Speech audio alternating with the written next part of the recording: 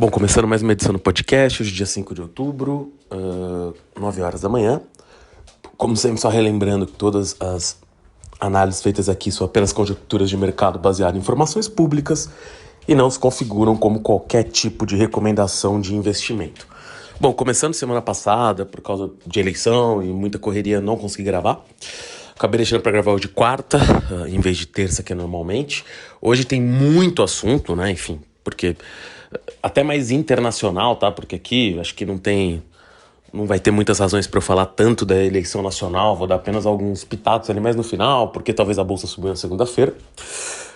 Então vou falar mais de coisas internacionais, mas só para avisar, já que eu vou fazer nos próximos dias aí 3 vídeos pro YouTube, não vão ser em formato de podcast, sobre algumas estaduais que subiram logo após os resultados ali para governador, explicando ali um pouco meu ponto de vista sobre isso. Falar um pouquinho sobre a questão do Credit Suisse, que eu podia falar aqui, mas eu vou acabar fazendo um vídeo separado também. Enfim, vídeo curto, mas explicando um pouquinho o que pode estar por trás disso enfim, se o banco de fato, no meu ponto de vista, tem risco de quebrar ou não, como é que tá essa situação. E um terceiro sobre o Catar, na verdade, até porque vai ter a Copa do Mundo lá, mas que vai acabar englobando a crise energética, porque o Catar, enfim, é o maior fornecedor no mundo de gás natural, e isso é bem impactante aí, por diversas razões. Bom, mas começando assim, aqui essa edição, né, acho que nessas 2 últimas semanas aí, teve muito nervosismo no mundo, as bolsas até andaram bem essa semana, mas semana passada teve muito nervosismo em diversos mercados, desde questões geopolíticas até questões econômicas mesmo. Acho que começando aí, vale a pena citar o que aconteceu no Reino Unido, tá? O Reino Unido, né, é conhecido por ter uma moeda muito forte, a libra esterlina, né? Ou seja, o valor dela, se você pegar, é sempre, durante muito tempo foi superior ao euro, muito superior ao dólar. O próprio euro, né, chegou a bater ali a paridade 1 com 1 com o dólar. A libra, semana retrasada, semana passada, né, de algum momento chegou próximo a isso, depois voltou a subir um pouco. E aí cabe alguns comentários sobre o que está acontecendo, na verdade, com diversos países do mundo, mas acho que a Inglaterra é um bom exemplo, né? O que está acontecendo é o seguinte: a partir do momento que você vê os Estados Unidos subindo os juros, e por mais que sempre vai ter a discussão, está subindo devagar, deveria estar subindo mais rápido, digamos que boa parte do dinheiro do mundo também, de alguma forma, vai para os Estados Unidos. Ou seja, eu tenho a opção de investir em títulos da dívida ingleses que vão me pagar. Eu não sei exatamente quanto tá os juros agora no Reino Unido, tá? Mas não tá superior, sei lá, 1,5 ponto, provavelmente. E eu tenho nos Estados Unidos pagando mais de 3 vezes isso. O cara vai e coloca isso no dólar, que é uma moeda ali consolidada por um governo, entre aspas, confiável, que nunca deu calote, que usa a moeda que é transacionada entre todos os países, né? O dólar é utilizado no comércio internacional, por mais que a gente tenha ali medidas da China para se usar yuan, a Rússia após a guerra também tem feito negociações para ser paga em rublos, mas de forma geral o dólar ainda é, com larga escala, a moeda dominante. Então o que acaba acontecendo é muito investimento, muito dinheiro que estava em outros locais, inclusive financiando dívidas de países, flutua para os Estados Unidos. Isso acaba fortalecendo a moeda americana. O dólar fica mais forte. Ironicamente, o Brasil, que tudo bem, também está com uma taxa de juros real, a maior do mundo, né? E real, que eu quero dizer, é descontando a inflação, né? Se pegar meramente a taxa de juros, a Argentina está com uma taxa de juros maior que aqui, imagino que a Turquia também. Talvez tenha algum outro país, mas eu digo assim, a real é a maior do Brasil, quando você desconta a inflação da taxa real de juros. Então, claro, até por essa razão, e também pelo preço do petróleo, apesar de ter caído, ainda está relativamente alto, o Brasil ali, enfim, o real até que não sofreu tanto, mas outras moedas sofreram muito, e a gente vai pro caso, o euro sofreu, o ien sofreu também no Japão, mas a gente vai pro caso inglês, porque a Inglaterra teve ali, né, a queda do David Johnson, do Boris Johnson, desculpa.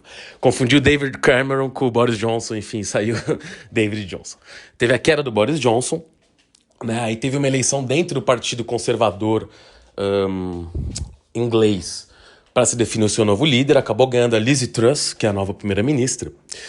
E o primeiro plano dela, na verdade, deixou as pessoas muito confusas, porque ela tinha um plano de cortar mais impostos, ou seja, fazer o Estado arrecadar menos. E impostos, até parte desse plano foi muito criticado, porque seriam impostos até de pessoas de alta renda, até de ricos. Ela acabaria cortando impostos para toda a sociedade, mas teria impostos de mais riscos e de empresas envolvidas aí. E, ao mesmo tempo, aumentar os custos. Então, isso é tipo eu chegar na minha casa e falar, gente, eu tive uma redução de salário na empresa, a empresa tá mal, fui mandado embora, só que a gente vai gastar mais, eu vou comprar mais 2 TVs, a gente agora vai comer fora em vez de uma vez por mês, comer 4. Então, assim, meio que a conta não fecha, né? E no caso, se ela imprimir dinheiro, ela vai aumentar a inflação que já está altíssima. Então, assim, realmente pareceu um plano que pode ser que, como eu sempre digo, as coisas são fluidas e complexas, mas não parece fazer muito sentido. E quando ela declarou esse plano, que ela queria cortar imposto, aumentar gasto, inclusive gastos altíssimos, e esses completamente... Provavelmente todos os gastos têm um bom sentido, né? Pode não ser economicamente ou socialmente mais razoável, mas tem alguma lógica por trás de fazer um gasto. Mas parte deles, inclusive, era para segurar ali, né, o aumento dos preços de combustível. Então, digamos que com o preço que os combustíveis estão na Europa hoje, tem sentido você fazer essa proteção para a população, até para empresas, né, enfim, que podem quebrar ali, que geram muitos empregos. Mas, da forma que ela estava propondo a coisa, assustou muita gente. Ficou-se ali... Inclusive, uma coisa também que ocorreu, né, foi que os fundos de pensão britânicos ali, né, estavam com investimentos em ativos, né, ligados ali que, para se valorizar, precisariam de uma taxa de juros baixa. E, querendo ou não, o Banco Central inglês também deu a entender que subiria as taxas de forma virulenta, digamos, para conter a inflação. Então você tem um país que está diminuindo a arrecadação, aumentando o gasto, com o juros subindo. Então, assim, ou seja, sua dívida vai ficar mais cara e você vai arrecadar menos. Ou seja, realmente é uma bomba relógio, né? Ainda não teve ali, digamos, uma mudança de posicionamento da Liz Truss, mas o Banco Central inglês interviu no mercado, tentou valorizar a moeda, conseguiu estancar por hora o problema, até porque, digamos que isso foi ventilado pela Liz Truss, mas obviamente esse plano não está em execução. Mas sem sombra de dúvida isso é um risco para a Inglaterra, né? Um país assim que, se a gente for pensar assim friamente, claro que ainda é um país rico, enfim, excelentes indicadores sociais, tudo, mas é um país que já vem pensando que foi durante um bom período, né, do século XX ali, e mesmo talvez do século XIX, uma das maiores a potência dominante do mundo, vem em decadência, né, de alguma forma, e esse tipo de medida não parece ajudar muito a Inglaterra, e como eu disse, a libra esterlina já sofreu com isso. E por que eu, por exemplo, mencionei o Japão também? Porque a gente tem esses países sofrendo, até ironicamente, né, como o pessoal falava, como sofriam as economias emergentes. Por quê? Porque você pega, vou usar aqui o exemplo exatamente do Reino Unido e do Japão, na verdade. O Reino Unido tem uma produção própria de petróleo, de gás ali, né, que tira do mar, mas são países que importam muita coisa até por serem ilhas.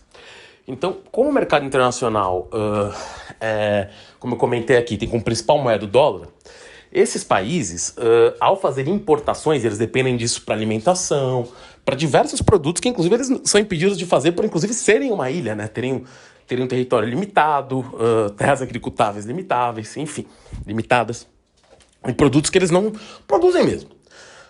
Claro que todos os países do mundo sofrem isso, mas notadamente ilhas, por mais que tenham comércio eventualmente facilitado, se tiverem portos bem construídos e não estiverem longe de áreas habitáveis, sofrem com isso. A partir do momento que você tem sua moeda desvalorizada, ou seja, o dólar se valoriza e você usa o dólar no comércio internacional, você precisa de mais dinheiro para importar. Claro que para exportações isso pode ser eventualmente interessante, porque quem exporta recebe dólares e consegue trocar por mais da sua moeda local. Mas para quem importa isso vira um problema. E normalmente os países que a gente chama ali de emergentes ou subdesenvolvidos, enfim, ou qualquer outra forma, eles sofriam muito com isso, porque as moedas variavam muito. Nesse caso, você tem sim países que teriam essa condição sofrendo, mas você vê muitos países que seriam desenvolvidos, como o Reino, dentro desse jargão, né? Como o Reino Unido, como o Japão, sofrendo muito, porque... ou potencialmente podendo sofrer, vai? Porque eles estão numa situação... O Japão ainda tem uma inflação mais baixa, mas de inflação, né? No caso do Reino Unido, uma inflação altíssima, a moeda se desvalorizando, ou seja, o poder de compra real do cidadão está caindo, porque a inflação está muito alta, está corroendo aquilo. E você tem também a moeda se desvalorizando, ou seja, internamente o cara já compra menos e tem um monte de coisa importada que está ficando mais cara ainda por causa da moeda. Então você tem assim, uma crise absurda dentro desses países. A solução não é simples, as medidas governamentais não parecem terem sido talvez as melhores. Então... esses países estão numa encruzilhada que não é tão simples de resolver, tá? E que podem ter consequências muito grandes. Continuando aqui nessa questão até um pouco de geopolítica, já que eu já mencionei o Japão. Essa semana, salvo engano, na segunda-feira, à noite, saiu ali um alerta para os cidadãos japoneses até se esconderem ali, porque poderia passar um míssil, né, sobre o país, atirado da Coreia, que teria proveniente da Coreia do Norte. Esse míssil passou pelo Japão, mas acabou caindo no Oceano Pacífico. Enfim. E claro que isso gerou uma tensão, a Coreia do Sul disse que ia responder, os Estados Unidos também. Eles soltaram ali mísseis no mar também, enfim, uma espécie de resposta. Mas o que a gente vê é o recrudescimento da situação ali, né? O que, por hora, não indica que vai ter nada, mas não é interessante isso ocorrer no momento que a gente tem a guerra na Ucrânia ocorrendo de forma massiva, né? Então, é mais um fronte ali de preocupação para o mundo. Por hora, não parece grande coisa, mas é aquilo, como eu sempre digo aqui, as coisas mudam muito rapidamente, se escalam muito rapidamente. A Coreia do Norte é um país que a gente nunca sabe muito bem como está a economia, como estão as coisas, o que está ocorrendo lá, quais as razões que levam a esse tipo de exercício que eles fazem, se é só uma forma de se distrair até internamente, se eles estão desenvolvendo novas armas. É sempre muito difícil chegar a essas conclusões. Então, acho que é mais um ponto de tensão para ficar atento, que pode não ser nada, como muitas vezes não foi, e se tivesse aqui que dizer, a chance maior é de não ser nada, mas é mais um ponto de atenção. E aí a gente vai para a guerra entre Rússia e Ucrânia, que internamente dentro da Rússia, né, o que parece é que a insatisfação com o Putin de fato cresceu, e quando eu digo cresceu não tem nada a ver com tirarem ele ou darem golpe, mas a insatisfação cresceu, ponto. Muita gente que foi convocado não queria ir pra guerra, entre os 300 mil, né, tem os vídeos aí que viralizaram na internet. Eu sempre tenho um pouco de cuidado com esses vídeos, porque eu não tenho a mínima dúvida que algumas pessoas fizeram isso, mas é complicado, né, você quantificar por vídeos que podem ser milhares até, o quanto aquilo atingiu toda a população, né. É que nem uma boa analogia que eu vi essa semana, né?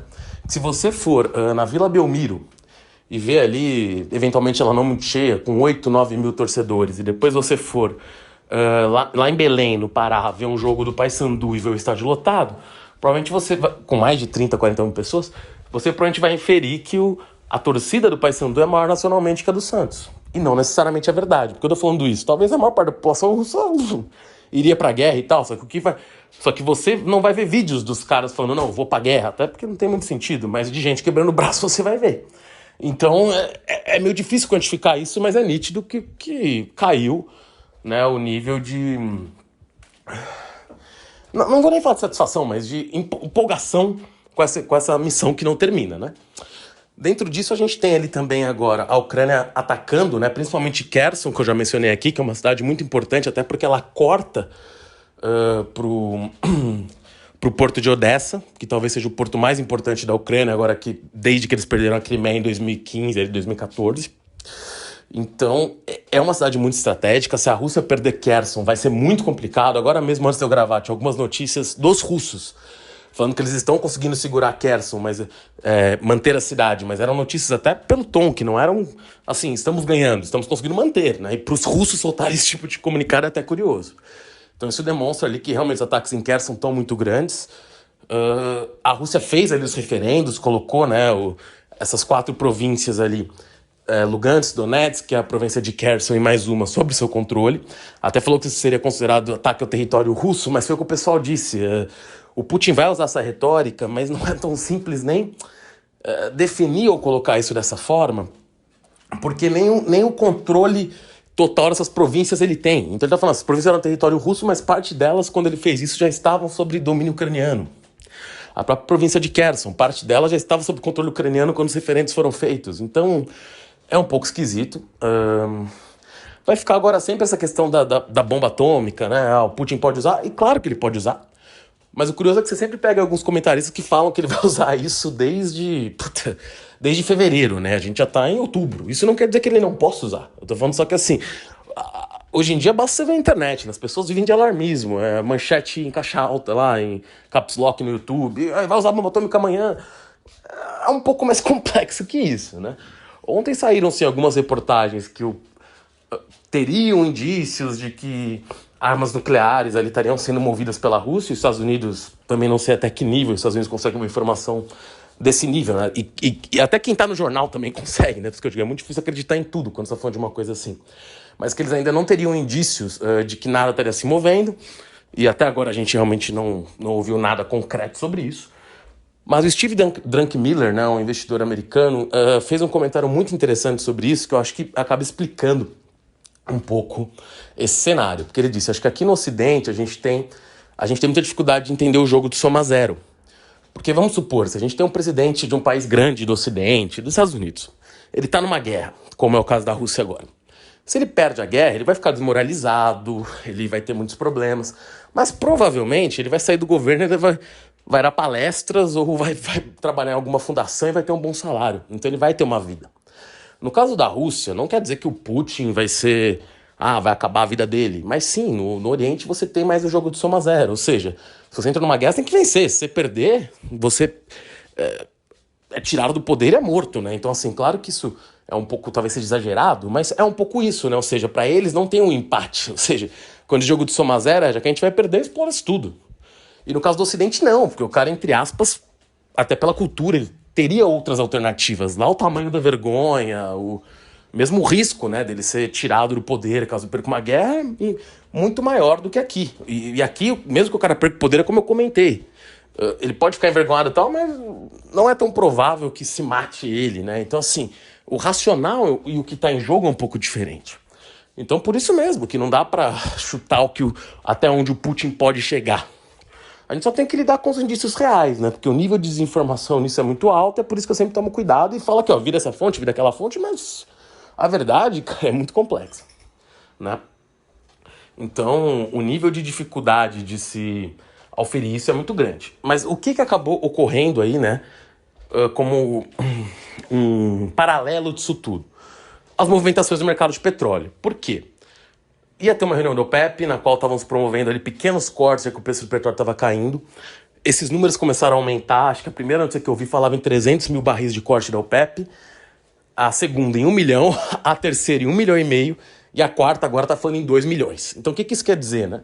E lembrando que a OPEC+, a qual a Rússia faz parte, e a Arábia Saudita, o Mohammed bin Salman, o MBS, ele encontrou o Biden há 2 meses e prometeu que a Arábia Saudita ia tentar aumentar a produção, ou seja, aí você vê que realmente a aliança entre Estados Unidos e Arábia Saudita já esteve melhor, né? No sentido de um fazer concessões ao outro e tudo mais. Então o que isso parece é, primeiro, a Arábia Saudita quer ganhar mais dinheiro, ou seja, vamos diminuir a produção que o preço do petróleo aumenta, e todos os países da OPEC+, estão em acordo com isso. A própria Rússia também, que é um preço de petróleo mais alto, até porque ela tem vendido, como eu já comentei aqui, em várias edições, e está na mídia, tem vendido seu petróleo mais para Turquia, China e Índia, com descontos sobre o preço, digamos, de tela, né, o preço de mercado.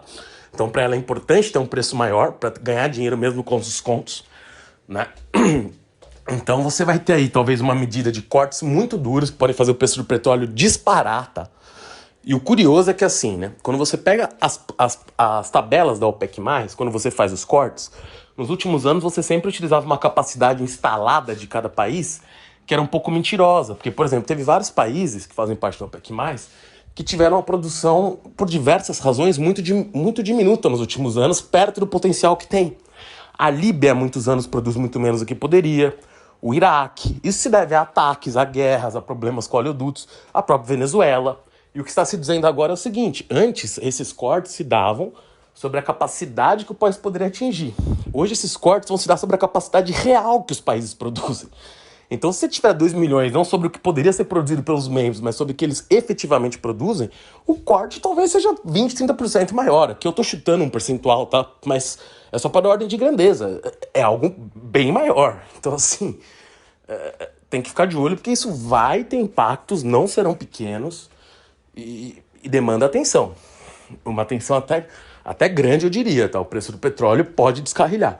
Ao mesmo tempo, você vê os países ali do G7 seguindo em frente, talvez até como resposta a isso, ao plano que eles tinham de colocar um preço sobre o petróleo vendido pela Rússia. Ou seja, qualquer país que comprar petróleo da Rússia acima de tal preço sofreria sanções. Como eu disse, isso é complexo, provavelmente a China desconsideraria isso, mas como eu próprio disse, na verdade, pro comprador, isso é uma vantagem. Se a Rússia chega para me vender, o petróleo tá 100, o G7 colocou um cap que ninguém pode comprar petróleo russo por mais de 50.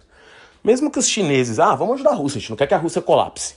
Mas se os caras estão limitando a 50, eu não vou pagar mais do que 60 também, porque eu não tô ligando tanto. Claro que eu posso ter problemas com isso, mas não tá sendo minha principal tensão o que eles podem fazer com relação a isso, tá? mas eu não tenho também por que gastar tanto dinheiro assim com a Rússia. Então, isso vai acabar atrapalhando a Rússia sim, de qualquer forma. Então, qual que é o ponto disso? Você pega uma Arábia Saudita, outros grandes países ali da OPEC, aliás, vários já com problemas históricos com os Estados Unidos, né? Mas mesmo os que são aliados atualmente, apesar dessa tensão que eu estou comentando aqui, uma Arábia Saudita, os países do Golfo ali, alguns países africanos também têm boas relações com os Estados Unidos, Nigéria. O que eles vão ver, né? E no caso da Nigéria, eu falei aqui, nem sei se as relações são tão boas com os Estados Unidos, é mais no sentido que não é um inimigo. Mas, então, claro. Mas o que eles vão ver? Eles vão falar, pô, algum dia a gente pode se dar mal com os Estados Unidos ou com os países do G7, eles podem colocar um teto sobre o nosso preço também, né? Então vamos diminuir a produção, porque daí se eles colocarem esse teto e ficar mais difícil ainda para a Rússia vender, não vai ter petróleo nenhum no mercado, porque o que você vai olhar é quanto custa para se produzir petróleo na Rússia, X. Se a Rússia pode vender só até 2x, vai ter parte dos produtores, dos custos que são mais altos, algumas regiões da Rússia para produzir, que vão parar com a produção. E isso seria um desastre, né? Então, assim, para o mercado de petróleo, porque a produção cairia ainda mais. Então, você vê que é um jogo de forças entre consumidores e vendedores de petróleo, né? E aí os Estados Unidos vai ter outros desafios internos nesse sentido, porque ele limitou um pouco o fracking, ele limitou explorações no Alasca, e talvez ele tenha que flexibilizar isso para aumentar sua própria produção, para não faltar petróleo para aliados, principalmente com a crise energética na Europa, né? E isso é, assim, outra medida da Rússia aí, com o apoio dos países do Golfo, de pressão sobre a Europa. E os países do Golfo provavelmente não estão pensando, vamos prejudicar exatamente a Europa, mas estão pensando em se defender e ganhar mais dinheiro. E isso, claro, quem vai sofrer mais é a Europa, por causa da diminuição, ou quase zerou, né, o escoamento de gás para a Europa.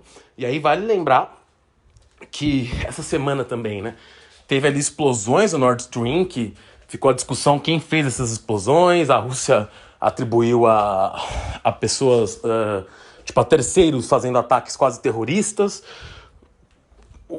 Os rumores aqui, digamos, na imprensa ocidental, entre aspas, foi que a própria Rússia teria feito isso. O fato é que mesmo com a guerra, mesmo com os países apoiando a Ucrânia, por exemplo, Scholz, o chanceler alemão e outros políticos europeus não foram capazes de... E quando eu digo capazes, assim, não quiseram se pronunciar culpando a Rússia, falaram que foi preocupante o que aconteceu. Os danos ao Nord Stream parece que foram bilionários, não vão ser fáceis de arrumar, então, de fato, isso foi muito complexo. E cabe aqui um comentário, né, que a Eni reclamou que estava parando de receber gás da Gazprom e esse gás foi restabelecido. Então, e assim, daí não é por gasoduto e tal, mas de alguma forma a Gazprom voltou a vender um pouco de gás para a Eni. E aí cabe lembrar as eleições italianas, né, no qual, apesar do Fratelli d'Italia, que vai ter a primeira-ministra, que é a Giorgia Meloni, não ser tão próximo à Rússia, os seus parceiros da aliança são, né, a Força Itália, com o Berlusconi, e o Matteo Salvini com a Liga Nord. Então, isso já pode ter influenciado um pouco. E aí você vê como esses preços de energia podem influenciar eleições na Europa e como os políticos que se dão melhor com o Putin dentro desses países europeus podem ter benefícios agora nesse problema do gás, né? Então, imagina se a Itália, por causa dessas boas relações com seus governantes, consegue preços melhores ou até mesmo suprimento de gás, enquanto outros países da União Europeia não conseguem. E os países em crise, crescendo menos, no meio do inverno com energia cara. Então aí tá outra questão geopolítica, né, que poderia influenciar e que não está muito na conta, né? Então esse é um primeiro indício, isso ainda não está acontecendo assim de forma absurda, mas é um indício que, mais uma vez, né, como acontece sempre, a energia seria usada ali como uma forma de pressão, né, em cima de governos e podendo inclusive influenciar de forma direta a política europeia. Para finalizar, 2 comentários. Um são sobre os Estados Unidos, que está limitando a venda de diversos tipos de chips, mais uma vez, né, para a China, de componentes que fazem semicondutores, de forma a tentar atrapalhar ali o desenvolvimento de equipamentos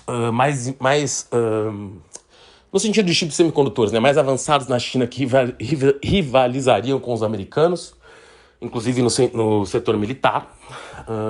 Isso nunca é tão simples de controlar, tanto que se viu depois que a China fez o computador quântico mais rápido do mundo, enfim, e ele tinha componentes americanos que chegaram lá de alguma forma, e isso já não era muito permitido. Então a fiscalização disso não é tão simples, mas é sim um indicativo do Biden de querer parecer mais duro ali também com os chineses, até para ganhar alguns votos ali no Congresso, talvez, de congressistas mais críticos à China, mesmo dentro do próprio partido, e que vai aumentar as tensões com a China de novo, né? Então vale a pena ficar de olho como isso vai ser implementado, que ninguém ainda sabe, mas é algo complexo e que os Estados Unidos provavelmente vai levar para frente, até porque é uma das poucas pautas bipartidárias que você tem nos Estados Unidos, digamos, é ali o confronto com a China, né? E vale aí lembrar que na guerra entre Rússia e Ucrânia, a Ucrânia agora estava recuperando algumas cidades e algumas coisas chamaram a atenção. Primeiro, foi que os tanques russos eram muito velhos, tinha tanque, não todos, tá? Mas alguns tanques que eram para trás de 40 anos de uso, então isso demonstra ali que realmente a Rússia, de alguma forma, usou muita coisa. Pode até ter mandado primeiro os equipamentos mais velhos que tinha, mas sim, usou ali bastante coisa que tinha guardado. E a segunda coisa é que tinham drones iranianos, né? O que chama a atenção é o fato da Rússia estar precisando comprar drones do Irã. Mas o que mais chama a atenção é que esses drones iranianos tinham componentes, ao que parece, ocidentais. Então imagina, se o pessoal está conseguindo vender equipamento para o Irã fazer drone, como é que vão barrar para a China, né? E quando eu digo que estão conseguindo, assim, efetivamente, claro que podem, talvez não devem ser coisas de última geração que estavam chegando no Irã, mas o fato é só mostra como é difícil barrar esse tipo de coisa, né? Não é muito simples. Para finalizar, só falando um pouquinho sobre as eleições, mas não sobre um julgamento de primeiro e segundo turno, falando sobre a subida da bolsa pós-eleições, tá? Eu comentei aqui muitas vezes que eu nunca achei a eleição tão desastrosa quanto alguns achavam com qualquer resultado. Para a bolsa, no caso, para o país é um pouco mais complexo. E quando eu digo para a bolsa, eu estou falando no curtíssimo prazo, né? Eu não vi a eleição como um catalisador negativo, acho que era só bom que ela terminasse. Mas eu acho que a principal razão, todo mundo está falando, né? Foi que, em teoria, a bolsa subiu muito por causa da formação no Congresso, que teria ficado mais à direita, e mesmo com a vitória do Lula, esse Congresso poderia segurar medidas mais heterodoxas na economia. Eu nunca vi o Lula, na verdade, com todas essas medidas tão heterodoxas, se você pegar o primeiro governo dele, mas tudo bem, não vou discutir isso aqui, pode ser que ele tivesse elas, não leia a mente de ninguém. E também nem estou entrando no mérito se elas seriam boas ou ruins, acho só que para a economia como um todo, mas elas provavelmente, pelo menos a curto prazo, seriam ruins para a bolsa. Mas eu acho que aí tem uma questão que as pessoas não olharam muito, que é o seguinte, né? Elas estão, primeiro, considerando que partidos fisiológicos do centro viraram para a direita para sempre, o que, para mim, é um pouco complexo, né? Acho que se o Lula ganhasse, talvez parte desses deputados poderia mudar de lado. E sim, talvez você tenha uma parte maior de deputados que foi eleito, que está mais abraçado ali uma bandeira, que você pode chamar de ligar ao Bolsonaro, pode chamar de bolsonarista, enfim. Mas me parece mais nos costumes. Na economia, eu tenho um pouco de dificuldade de prever exatamente o que essas pessoas pensam. O que eu quero dizer com isso? Isso não é nem um elogio nem uma crítica, só que, tipo, se eu estou falando, esses caras foram eleitos, vão batalhar pelas pautas econômicas que nós acreditamos, se o Lula ganhar, não sei o quê. Eu não sei o que essas pessoas pensam de economia, pra falar a verdade. Então, eu acho que... E pode ser que elas pensem, enfim, contra pautas heterodoxas, enfim, que provavelmente parte do eleitorado, parte menor até eu diria, do eleitorado delas pensa, mas eu não tenho essa certeza. Então, assim, acho que o ponto que foi utilizado ali para crer nisso talvez não seja tão preciso, né? O que não quer dizer que esteja errado. Eu tô falando só que, assim, eu sempre achei que a bolsa subir pós-eleição, acho que a eleição... E, claro, sempre que você tem um congresso, entre aspas, dividido, ou com oposição, você pode barrar medidas mais extremas de qualquer um dos lados, mas me parece que tem um pouco de... uma leitura um pouco apressada, né, sobre isso, e, enfim, não tão simples. Bom, por hoje é só, como eu falei, nos próximos 2 dias aí vão sair os vídeos que eu comentei sobre as estatais, sobre o Credit Suisse e sobre o Qatar. Vão estar lá no canal, The Game Never Stops no YouTube. É isso, valeu.